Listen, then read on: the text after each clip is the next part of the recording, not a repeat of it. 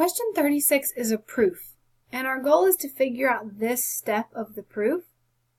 And here's our answer options: addition property, division property, associative property, and distributive property. So I think we should take a minute to look at each of those options to see which one works. So first we're going to look at the addition property. So I pulled this picture here. The addition property of equality says that you can add the same thing to both sides and your equation will still be equal. So you added c to this side, you added c to this side.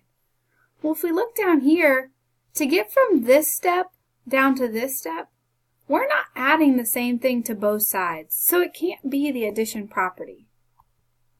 Now let's talk about the division property. So again, if we go up here and look at the division property, we're dividing by the same thing on both sides. Well, if we look down here, we're not dividing by anything, so it can't be the division property. Next, we're going to check the associative property. So here's a little picture of the associative property.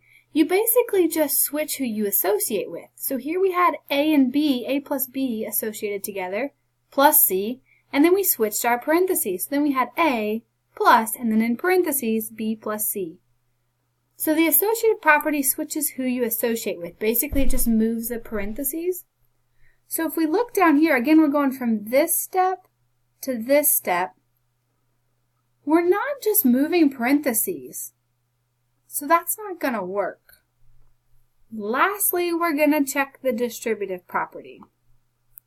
So this is a little picture to kind of demonstrate the distributive property. The distributive property is where you have 3 times and then something in parentheses, and you can multiply that 3 to each of those. You can distribute the 3 to the 1, and you can distribute the 3 to the 2. You can also go in reverse. If you have the 3 multiplied by each of these, you can factor that 3 out. So that's the distributive property. And if we look down here, this one does match, because if you notice, we're multiplying AC times AD, and we're also multiplying AC times DC. So we've factored out that AC and we've put it on the front.